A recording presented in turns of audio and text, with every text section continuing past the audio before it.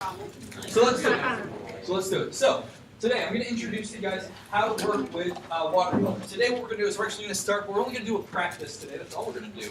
We're going to do a little bit of practicing today. We're going to start the actual project next class, which means that you'll have Wednesday and Friday to knock this project out, which tells you two things. One, it's an insanely quick project, which should also tell you that it's an insanely short project. Doesn't mean that it's necessarily easy. Just means that I'm not expecting like you to, paint the next beautiful piece of artwork. I just want you guys to familiarize yourself with it. If you happen to like it, A, you can totally do it on your own, super on the cheap. And then B, you could always take like an advanced painting class or something here next year, and I can teach you more. So there you go. So we're going to work with watercolor. Now, things to know about watercolor. Let's see. Oh, here, I'll just grab some over here. So I've got all our paints and stuff set up over on kind of our what's kind of become our painting table. And over here, whenever you guys start, you won't start for a little bit, whenever you start, you'll notice a couple things that are a little different. A, I've got kind of our paintbrushes set up and ready to go. And for this, we're welcome to use any paintbrushes that you want. However, I should tell you ahead of time, if you go over to like an art supply store, like Jerry's or Michael's or something like that, there are watercolor paintbrushes, there are acrylic paintbrushes, there are tempera paintbrushes, there are oil paintbrushes. We're in high school, so grab whatever paintbrush you want to, I don't really care. Just saying that whenever you go to an art store, don't just be like, I need paintbrushes, like there are specific things. We're just not going to spend a whole lot of time on it because time. So, you get to use whatever the heck you want to use. Hooray! Okay. So, paintbrush. I also got a lot of pens and stuff over here. There's a reason for that, and I'm going to explain that to you in a second. Finally, I've got our watercolors set up way over here. Now, these are a notch better than the stuff you get at the dollar store, but not by a whole lot. I'm going to explain to you today why that really doesn't matter. So, let's see. Oh, yeah. Okay. So, inside your little watercolor palette, right? Inside your little palette here, some of them have paintbrushes ready to go, some do not. That doesn't really matter. But what I'm going to do is this. First things first, I want to talk to you about the scientific idea behind watercolor, okay? Why this is what it is, and why tempera paint works differently, why acrylic paint works differently, why everything works differently. So the first thing I'm going to do is break this. There you go.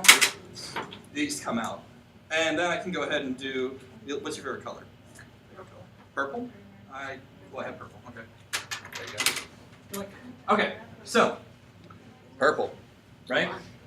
So, watercolor comes really in two different forms. You can get it like this from the dollar store or any kind of regular just art supply store.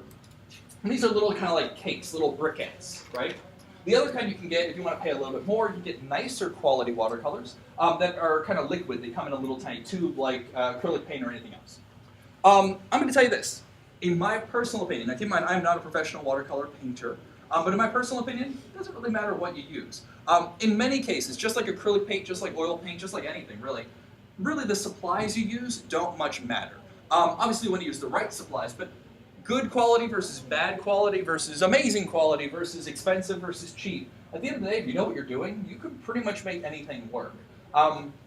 Sometimes a higher quality product or a more expensive product will make your life a little easier, but it doesn't mean that it's making your artwork better. It just makes it make your life a little easier. For example, these little briquettes, you can literally go to the dollar store and pay $1, and get an entire set of watercolors tonight, and you can be painting tomorrow. You can be painting stuff, selling it on Etsy, and be making mad money before you ever graduate from high school for $1. Dig it? However, sometimes adding water to your paint and mixing it gets to be a chore. It's a nuisance. Setting up your paints, cleaning your paints, this is a pain in the butt. So if you buy the nicer quality stuff that comes in little tiny tubes, it's already mixed up, it's already liquefied for you. So that's really the big difference, is that it's just cutting out extra steps that make your life a little easier. Doesn't mean the paint is any better. Because at the end of the day, this little tiny briquette, really at the end of the day, is paste. It's not even paste, it's solid, it's pigment, right? Here's a better way to think about it. Now keep in mind, I apologize, I'm from the north, so I'm going to call it pop. But when I say pop, think soda. I'm from the north, sorry. So here we go. How many times have you guys ever gone out to the movies or something, you buy yourself a pop, and it tastes like butt because there's either too much syrup or not enough syrup, or it's just like carbonated water and there's not anything in there? Have you guys ever had that happen? No? You don't drink enough pop? No? Kind of? Like, you drink and it's just like, what is this? Right? Sorry, that's the spit section of the show. So, have you ever had that happen? You know what I mean? Kind of, right? It's just not mixed up properly, because at the end of the day, pop, or soda, pop is nothing more than carbonated water with syrup, just like Hershey's syrup. That's all it is, right? When you buy a $4 gallon of pop, all you're paying for is bubbly water with flavor. Whoa. Right? That's it. That's all it is. There's nothing, no magical secret to it. Watercolor paint, watercolor, think about it as the exact same idea. This little tiny briquette is basically your syrup. This is your pigment, right? You add water to it to activate those pigments. But basically, whenever I say activation, what I'm talking about on a molecular level, right? We're getting sciencey for a second. On a molecular level, what I'm talking about really is picture these little tiny pigments, right? Like pretend that you're pigment, okay? You're just sitting here, still, chill, hanging out, checking your tweets, whatever. It's cool. I get it. You're pigment. You're allowed. And all of a sudden, stinking water comes along, right? And here comes water, right? And it kind of like hangs out. It's kind of like the cool kid at the party. So obviously, nothing like me. So it shows up at the party, and you guys are like, ho, here's water. You want to hang out with water. And molecularly, water basically like hugs on. It's like, let's get out of here. Whoa! Right? And it takes it with it, right? You get it? That was my acting portion of the day. You can see I've been really bored over spring break. So that's all that's happening molecularly. Right? Now I can have that pre-mixed ahead of time, and it makes life a lot easier for me. But again, it works just as well. So that's all that's happening. Now what's neat is this. All paints work exactly the same. Oil paint, temper paint, acrylic paint, it all works the exact same. The only big difference is instead of water, we're replacing it with some other medium. So oil paints, obviously, surprise, we're using oil, right? Think about like the same oil you cook with. It's a little bit different, but not by a whole lot. Normally use like a linseed oil or a saffloid oil.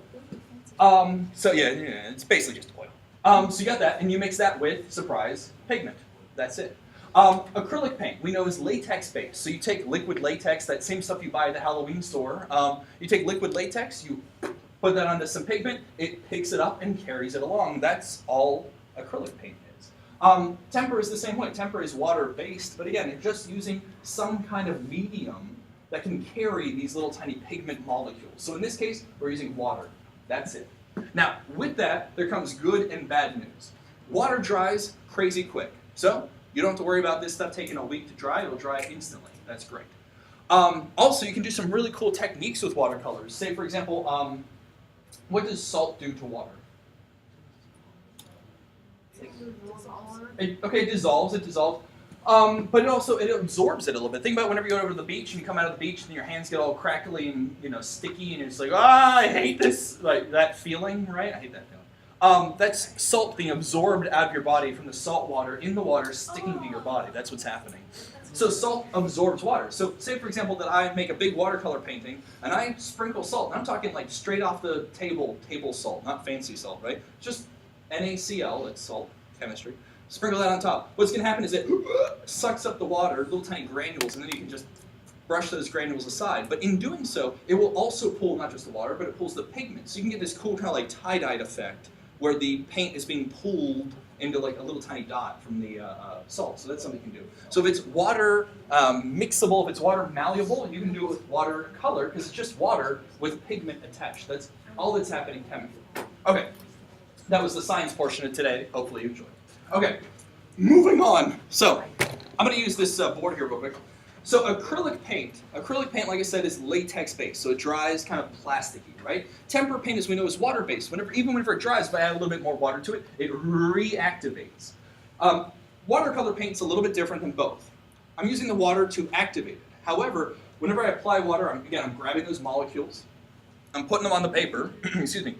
But when that water dries, it leaves the paint behind. So I can't reactivate it. When it's dry, it's dry. So it's somewhere between tempera and acrylic.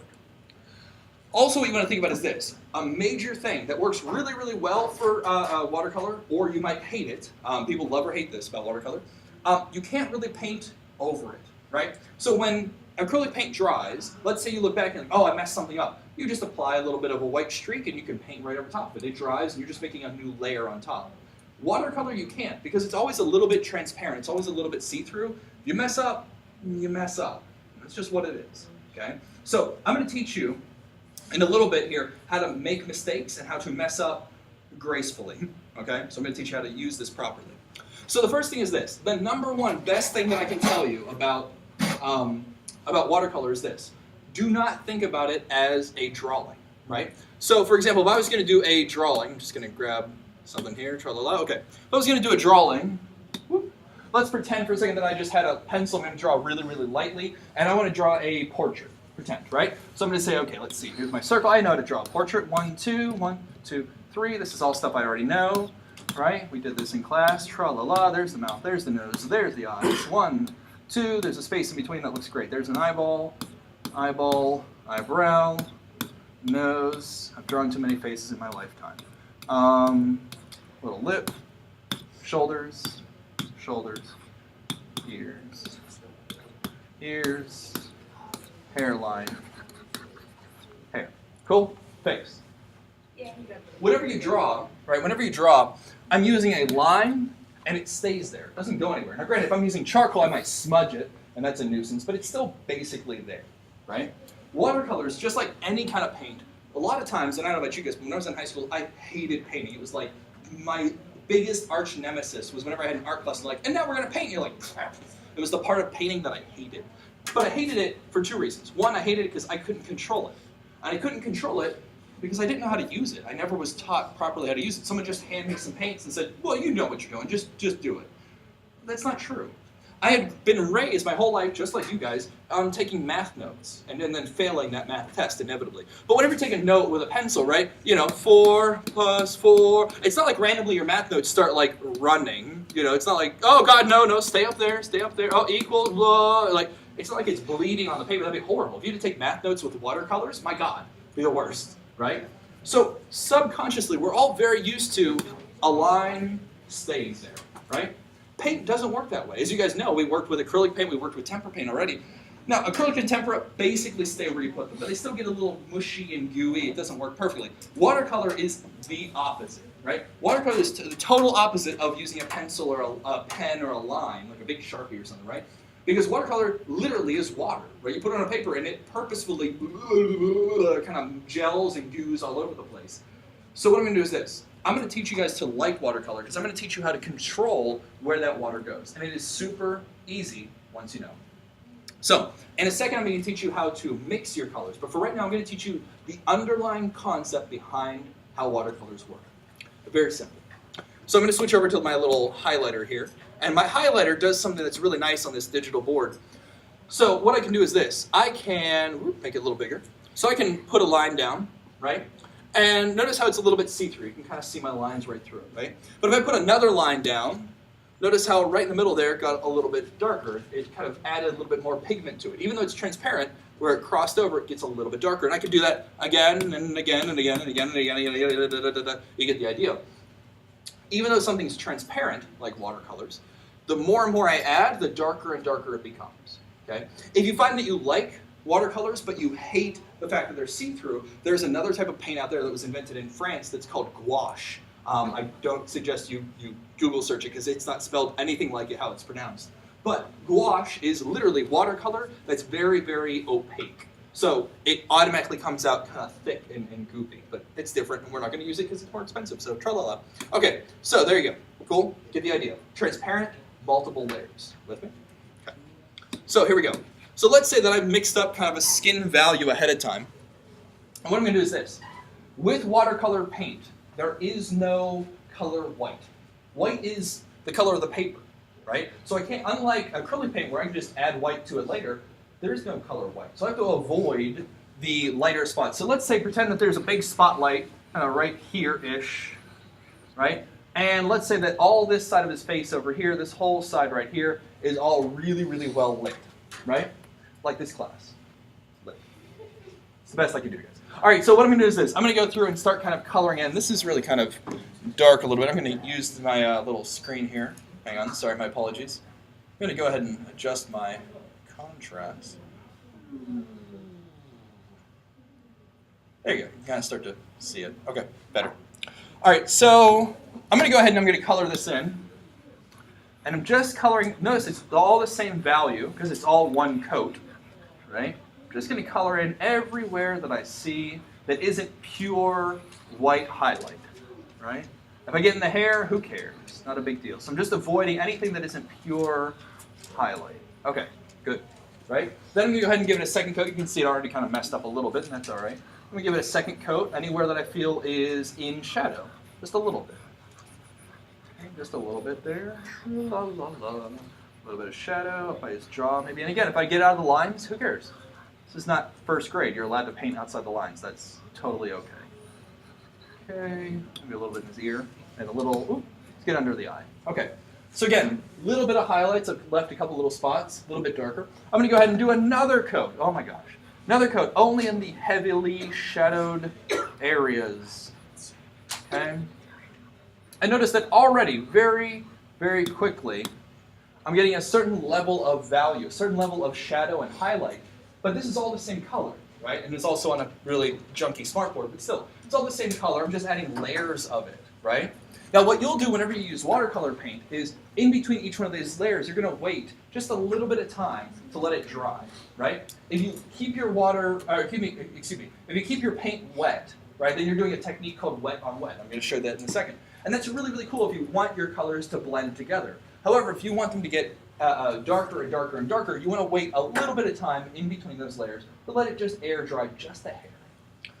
So, this is all one color. So imagine by mixing in other colors into this face, where I'm not just using, tan, imagine how quickly you can get something that looks very realistic, just like our normal faces and portraits. And you can paint watercolors with anything. You can do buildings and skies and oceans and whatever you want. But this is all just one value. So by mixing in other colors, all of a sudden it can get really cool looking. So I'm going to take a second here. I'm going to switch gears. I'm going to show you how to mix your colors using watercolor in real life. So give me 2 seconds real quick.